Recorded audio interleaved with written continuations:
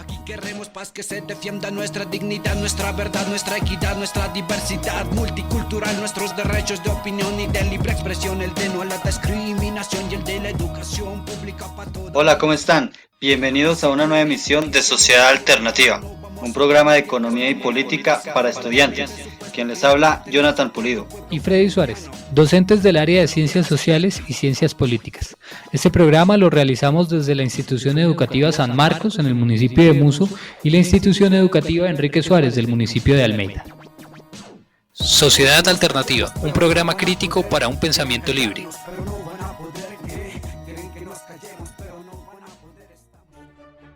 Muy buenos días a todas las personas que se conectan y nos escuchan en Sociedad Alternativa, programa radial de la asignatura de Ciencias Sociales de la Institución Educativa Enrique Suárez del municipio de Almeida.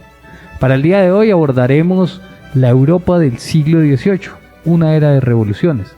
Este programa ha sido coordinado con los estudiantes del grado octavo. Y para iniciar este tema vamos a empezar hablando por uno de los hechos históricos más importantes del continente americano, ¿sí? Y quizás el que da el punto de inicio para muchas de las revoluciones de América Latina posteriormente, incluso que incide en las revoluciones y los levantamientos de Europa, como es la independencia de los Estados Unidos. Para este tema, el día de hoy nos acompañan el compañero Juan Camilo y el compañero Elian, quienes con ellos estaremos hablando y intercambiando algunas ideas sobre este hecho histórico de la independencia de los Estados Unidos. Muy buenos días, chicos, ¿cómo se encuentran? Buenos días. Buenos días. Ok, ¿están asustados? ¿Atemorizan los micrófonos un poco? Más o menos. Más o menos, bueno, la idea es que sea un diálogo y una charla, ¿sí? Y pues eso, intercambiar simplemente conocimiento e ideas a través de ese programa radial de podcast de la institución educativa. Pero bueno, entremos en materia. Quería preguntarles y que sean ustedes los que nos acerquen un poco al tema. ¿En qué consistió esto de la independencia de los Estados Unidos? ¿Por qué hablamos de una independencia de los Estados Unidos? ¿De quién se independizan? Pues el proceso de la independencia de los Estados Unidos se basó principalmente pues en la liberación de las 13 colonias que poseía Gran Bretaña. Está ubicada en la costa oriental de Norteamérica y está dividida en 3 zonas: la colonia del norte, la colonia central y la colonia del sur. Y ellos eran agrícolas que producían té, tabaco, algodón y arroz. Ah, muy bien. ¿Y por qué se da este levantamiento precisamente de los Estados Unidos con relación a Inglaterra? Porque los colonos se cansaron de que la corona británica había subido mucho los impuestos para ellos poder transportar lo que producían a otros lugares, o sea, a Europa, y pues decidieron que el mejor camino pues que era la libertad. La libertad es uno de los conceptos más importantes dentro de lo que es la construcción de la sociedad estadounidense, ¿no? Bueno, ¿y qué elementos podríamos señalar también como importantes en ese levantamiento popular de los estadounidenses para la independencia? ¿Qué hechos pueden ustedes recordar? La Guerra de los 7 años, que fue una que ayudó a la independencia de los Estados Unidos. En esa guerra participaron colonias de Asia, de África y de América. Y algunos países que los ayudaron fueron España y Francia, y luego Gran Bretaña admitió su derrota. En este es importante hacer un contexto, ¿no? Y es que estamos en un periodo de colonias, ¿no? Donde España, Inglaterra y casi toda Europa tiene un montón de colonias en diferentes partes del mundo, que van desde África, desde Oriente, con la India y con todo el continente americano se encuentra pues bajo el dominio español, pero es precisamente ahí donde la independencia de los Estados Unidos marca ese punto de inflexión y donde va a empezarse un proceso revolucionario y una era de revoluciones tanto para Europa como posteriormente a partir de 1810 para América Latina con el grito de independencia, ¿no? Pero bueno, hay muchos personajes que aparecen dentro de la historia y para Estados Unidos pues si todos hemos tenido o hemos visto la imagen del dólar, recordamos la imagen de George Washington como el máximo símbolo estadounidense, pero ¿por qué es tan importante Washington y otros independentistas norteamericanos? Pues algunos padres fundadores y que influyeron en la independencia de los Estados Unidos, como George Washington, quien fue un gran militar y fue el líder del movimiento independentista, y además de eso pues fue el primer presidente de los Estados Unidos. Otro padre fundador fue Thomas Jefferson, quien fue miembro del Congreso de los Estados Unidos y fue quien redactó el documento de independencia de los Estados Unidos y lo presentó ante el Congreso de los Estados Unidos, ganando la aprobación. Otro padre fundador era Benjamin Franklin, que él era político, científico e inventor. Él creía que los rayos eran la fuente de energía y él dio un aporte a la tecnología creando el pararrayos. Bueno, por lo que vemos entonces no eran personajes que no tuvieran una gran capacidad cultural o que no estuvieran empapados de los temas, ¿no? En el caso, por ejemplo, ¿de quién fue? Benjamin Franklin. Benjamin Franklin, ¿verdad? Quien además de ser político militar también fue un científico, ¿no? Y que experimentó con muchos campos de la física. Bueno, chicos, para ir cerrando por tiempo, ¿cuál creen ustedes que ha sido el aporte más importante de la independencia de los Estados Unidos y que aún hoy en día podemos sentirlo y verlo reflejado? Pues después de la independencia de los Estados Unidos tuvo un gran desarrollo económico y social, y pues a Estados Unidos siempre le ha interesado más un control financiero y político. Se caracteriza como una gran potencia Estados Unidos, ¿no? ¿Verdad? Es decir, parte de esa independencia puede señalarse que fue el origen de lo que es hoy la gran potencia mundial, como los Estados Unidos, dar esa primera batalla por una independencia y al mismo tiempo también lograr entenderse como nación americana y comerse, si se quiere, ese cuento del nacionalismo y de crecer como país, y hoy tener esa potencia que tiene Estados Unidos, ¿no? Luego ahí al independizarse tuvieron el personal y la tecnología para explotarlos, y también tuvieron un gran crecimiento demográfico. Importante eso, el tema del desarrollo tecnológico y científico, porque Estados Unidos va a emprender una carrera por conectar y por expandirse Estados Unidos en todo el territorio, ¿sí? Y conectar la costa oriente con la costa occidental, con la costa este y la costa oeste, y para eso se emprenden una serie de construcciones de caminos, de ferrocarriles, etcétera, que van a conectar a todo Estados Unidos. Y me parece muy importante también lo que señalas, Juan Camilo, con el tema del crecimiento poblacional, porque Estados Unidos actualmente se considera que tiene una población muy grande, pero sabemos que una gran parte de esa población es de carácter migrante, es decir, son latinoamericanos que han ido a vivir allí y que pues terminan nutriendo la economía estadounidense. Bien, chicos, y para cerrar, ya como última pregunta, ¿qué conclusión les deja a ustedes este tema y haber indagado, consultado y profundizado un poco más sobre la historia de los Estados Unidos? Pues yo pienso que los Estados Unidos, además de tener un gran interés por Latinoamérica, porque tenemos muchos recursos, y quiere como ayudarnos, y además es pues de gran potencia, nos ayuda en tecnología, recursos, en todo. Mi opinión sería que Estados Unidos se quería independizar porque estaba cansado de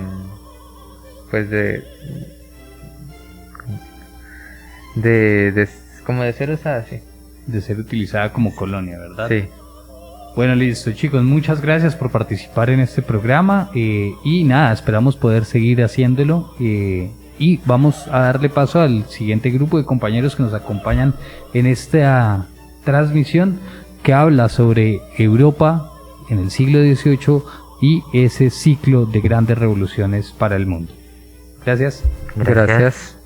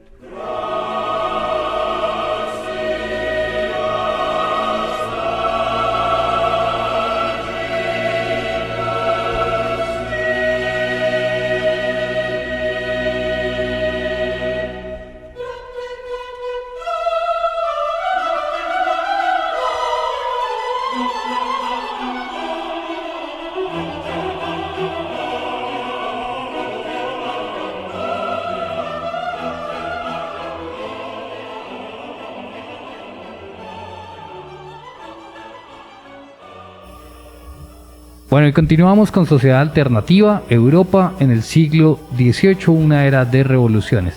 En esta oportunidad vamos a continuar con el tema de la era napoleónica, un proceso que sucede a la Ilustración y que busca prácticamente expandir ciertas ideas en nombre, o más bien a la cabeza del señor Napoleón Bonaparte. Para hablar de este tema nos encontramos con Khaled, con Juan Diego, con la compañera Laura y con la compañera Nicole. ¿Verdad? Buenos días, chicos, ¿cómo se encuentran? Bien. ¿Asustados? Sí. Sí, bueno, no hay que tener miedo a un micrófono porque no muerde.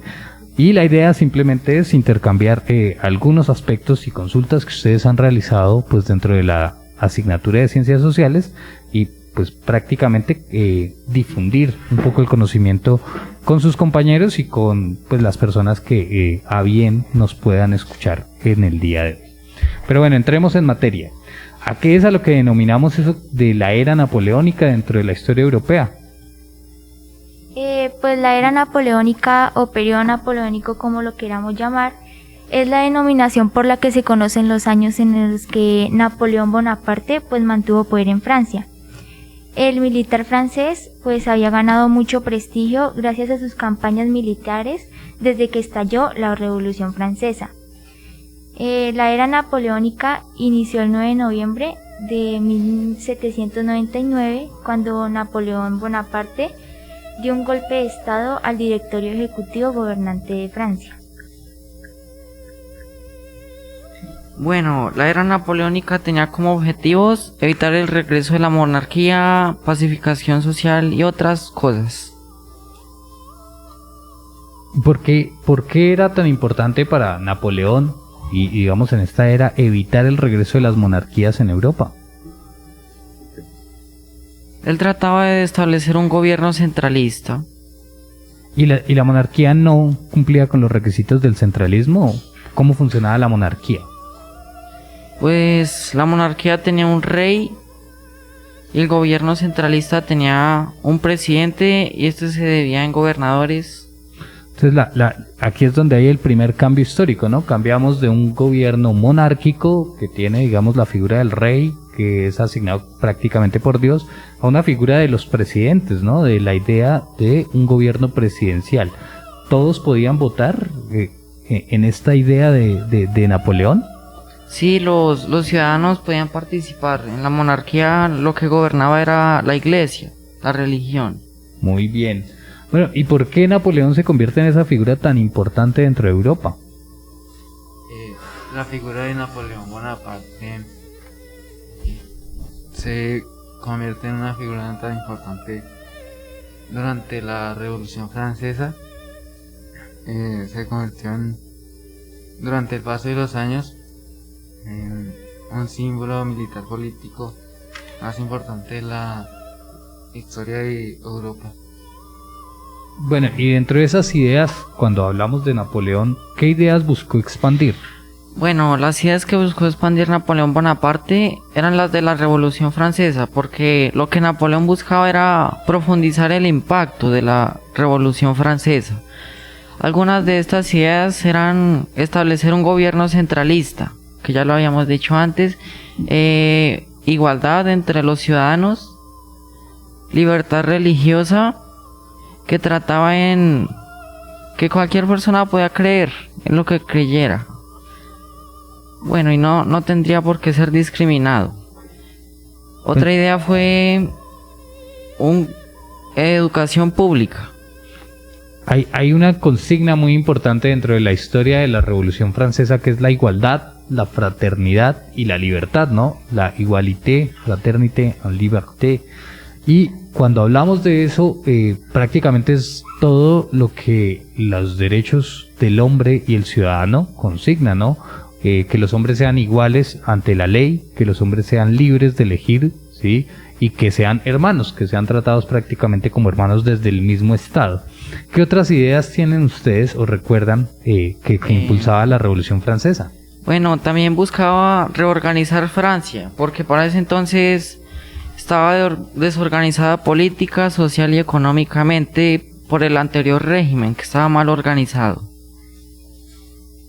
Bueno, y ustedes, dentro de lo que han indagado, ¿cómo les parece la figura de Napoleón? ¿Les parece, digamos, que sus ideas eran buenas o que al contrario se excedió? Porque recordemos que Napoleón logra expandir su dominación y por eso prácticamente hablamos de una era napoleónica, porque se impone y se queda en el poder un poco a las malas, ¿no? Expandiéndose por toda Europa.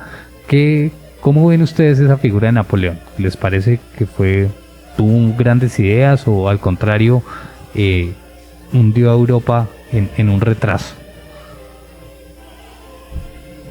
Pues yo creo que hizo bien, porque si no hubiera dado esas ideas, estuviera otra vez la monarquía, no hubiera discriminado a la iglesia, o sea, nadie tuviera la católica y lo cristiano, o sea, se discriminaría. Es decir, que Napoleón logra darnos esa libertad religiosa y no estamos totalmente gobernados hoy por la idea monárquica y eclesial, ¿no? De la iglesia. Sí, bueno, ¿y ustedes hoy en día cómo creen que podemos evidenciar el impacto o cómo vemos reflejado esa era napoleónica en nuestra actualidad? Entendiendo que eso fue en Francia, pues ya hace cuánto tiempo. ¿Cómo vemos eso reflejado hoy, aquí, en Colombia? En Colombia se refleja con el gobierno centralista, con el sistema educativo centralizado y público, la relación con la iglesia, el código civil y el código de comercio.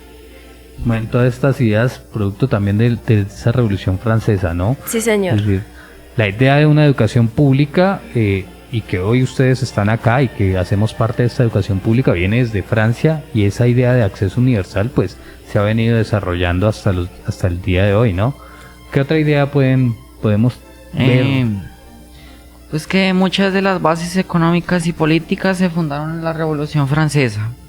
Y se expanden gracias a Napoleón, ¿no? En gran parte de Europa. Muy bien. Listo, chicos, para ir cerrando este programa, ¿qué opinión les deja a ustedes? ¿Qué conclusiones les deja a ustedes haber consultado todo esto? Bueno, que Napoleón buscaba profundizar el impacto de la Revolución Francesa. Gracias a Napoleón Bonaparte tenemos el Código Civil, el Código de Comercio y el sistema educativo. Napoleón Bonaparte buscó reorganizar Francia. Pues él buscaba la tranquilidad y terminar con la corrupción que había en ese entonces. Ok, listo, vale. Muchas gracias, chicos, por participar. Y nada, espero que esto lo podamos seguir haciendo en otras oportunidades. Gracias. Gracias.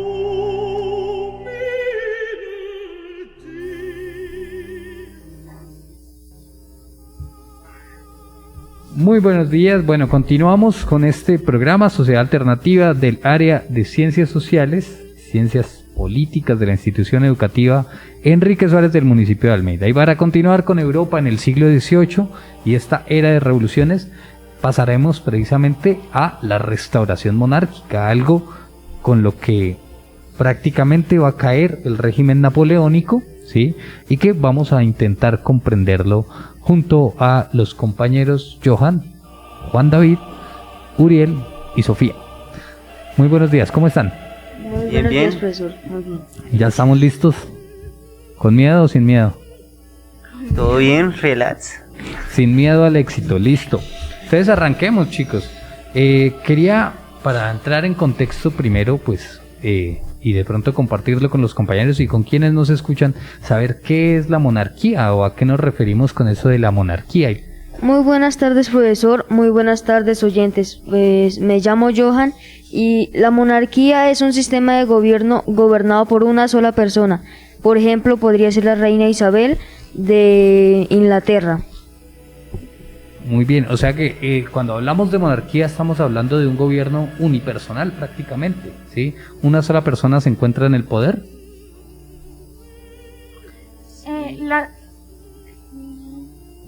Sí, o sea, digamos, una sola persona es como una jerarquía, como la que vemos en ¿qué otro país? Digamos en España, lo maneja el rey Fernando I. Bueno, pero ahí hay que hacer una claridad, y es que España, si bien se maneja o tiene aún la figura del monarca, de los reyes, al igual que Inglaterra, son figuras que no tienen una incidencia muy grande en lo político. Claro, vienen sí de la Edad Media y tienen esa importancia como una élite, una familia cercana al poder, sí, pero en la actualidad no tienen el mismo poder que se tenía en la Edad Media y menos en el siglo XVIII, cuando hablamos de esas monarquías, esas jerarquías y esas estructuras que básicamente están en cabeza del rey, la reina y esa clase social que llamamos nobleza, ¿no? ¿Recordamos por qué la monarquía o cuál era esa relación de la nobleza con la iglesia? Sí, claro, digamos, gracias a lo que al catolicismo, sí, que en el tiempo romano, que fue donde cogió gran impacto, sí. Ahí desde ese entonces cogieron un gran poder y se empezaron a ver los reyes católicos, también empezaron a crearse los reyes o países. Los reinados, ¿verdad? Bien, y bueno, ya pasando a hablar de esta restauración monárquica, ¿por qué se quería restaurar a la monarquía en Europa? Pues lo que se buscaba con restaurar estas monarquías era recuperar el poder y borrar todo resto sobre la era napoleónica y la Revolución Francesa para poder, como ya dije, obtener poder. Es decir, la restauración monárquica es antagónica a las ideas de la Revolución Francesa, ¿verdad? Sí. Sí, en la Revolución Francesa lo que estábamos buscando era la idea de un gobierno centralizado, de elección popular o que tuviese voto sufragio universal y que pudiese generalizarse la educación, el código civil y otra serie de normas. ¿Qué quería la restauración monárquica? Pues en la restauración monárquica, como ya dijo mi compañero, se concretaron varias normas, ¿sí? Para obtener el poder, o sea, del mapa europeo, ¿sí? De las antiguas monarquías. Pues bien, también lo que buscaban era reestructurar las bases políticas y sociales de antes de esa revolución y de la era napoleónica. Prácticamente volver a la Edad Media y seguir manteniendo el poder esta élite de nobles, ¿no? De lo que llamábamos la nobleza. Bien, bueno, y tenemos entendido que esto no se va a dar de un día para otro, ni mucho menos, ¿no? Tiene una serie de etapas. ¿Cuáles eran las etapas que conformaban la era napoleónica? Pues primero fue el Congreso de Viena. Después siguió el nuevo orden europeo, después volvieron con el retorno del absolutismo y después siguieron las resistencias a esta restauración. Ah, ok. Hay una parte muy importante cuando hablamos del absolutismo ¿Ustedes nos pueden contar qué es el absolutismo monárquico? Digamos, tomemos el ejemplo de Luis XVIII, ¿sí? Fue el primer monarca de esta restauración. Luis XVI. Sí, disculpe. Y digamos, él conservó la soberanía absoluta, también conservó los derechos fundamentales ante la ley, entre muchas otras cosas. Básicamente lo que hace Luis XVI y los denominados monarcas absolutistas es tomar ideas de la Revolución Francesa. Exacto, y apoderarse de eso. Exacto, dando a entender al pueblo, digamos, un cierto control hacia ellos. Sí, pero sin soltar el poder, ¿verdad? Exacto. Es decir, tomamos ideas de la Revolución Francesa, las adaptamos al gobierno monarca, pero no soltamos el poder. Es un poco la idea de ese gobierno de absolutismo monárquico, ¿verdad? Exacto. Sí, pero también este monarca Luis XVI también perdió el poder durante el periodo conocido como los 100 días, en el que Napoleón recuperó brevemente ese poder. Siempre fue un escenario de disputas. Tenemos aquí primero las ideas de la Revolución Francesa desde 1789, viene esa era napoleónica, ¿sí? Y viene ahora una disputa entre restauración monárquica y era napoleónica. Lo que nos da cuenta es que es un siglo y es un periodo revolucionario y de confrontación en Europa. No fue fácil tampoco ni que se instaurara las ideas de la Revolución Francesa, y tampoco la monarquía estuvo dispuesta a soltar ese poder. Hubo una constante tensión. Pero en concreto, ¿por qué fracasa el proyecto de restaurar las monarquías? Y bueno, me queda ahí otra duda, y es: ¿qué hubiese pasado si las monarquías hubiesen logrado su objetivo de restituirse o de quedarse con el poder como lo venían haciendo antes de la Revolución Francesa?